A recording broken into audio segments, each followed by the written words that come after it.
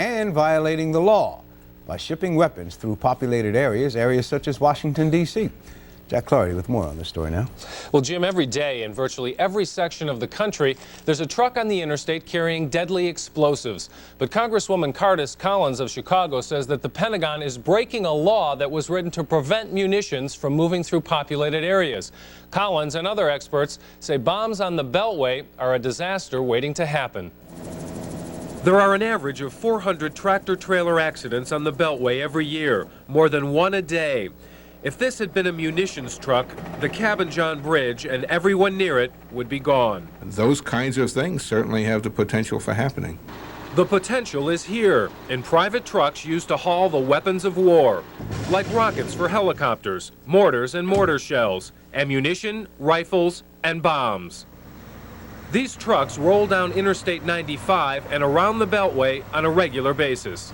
There's a real threat to the people who live in the communities through which these trucks are rolling. The worst consequence that could happen is a detonation of a truckload of bombs, which would detonate in a residential or occupied area right off an interstate highway, or somewhere in the vicinity of a major shopping center like Tyson's Corner or a Landmark Center, or one of those off of one of our interstate highways. We would kill and injure many, many people. 40 people were injured in Chakota, Oklahoma, when a truck carrying 3 500-pound bombs exploded and put a 27-foot crater in the highway. Chief Isman says that the Department of Defense isn't much help in an emergency involving their own munitions. At the Denver torpedo incident, they rolled a truckload of armed torpedoes in the middle of downtown Denver, and when they dialed the Department of Defense 24-hour-a-day number, they got a recording that said they were closed for the night.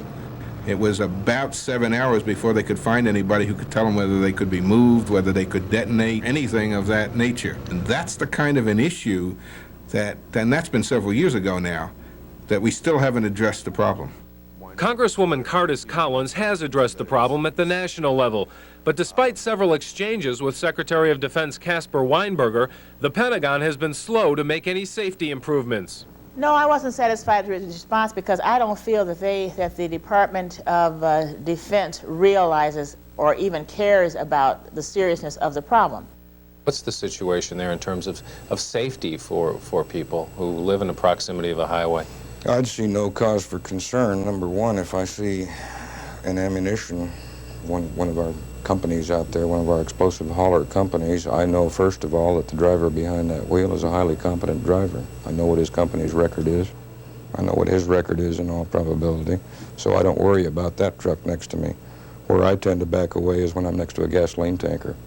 But the Pentagon itself has turned up bad drivers and bad shipping companies. It's issued 90-day suspensions of operations to 8 different munitions transporters since 1985.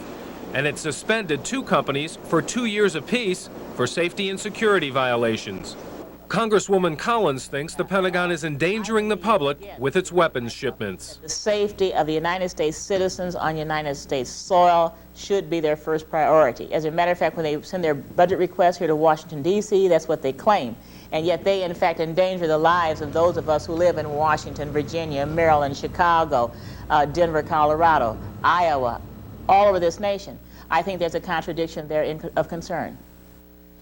Collins thinks that the shipments should not travel through populated areas, that they should skirt the large cities. She also feels that for security and safety reasons, the shipments should be made by military convoy and not by private truck. But the Pentagon, for now at least, likes things the way they are. Jim? Any legislation underway?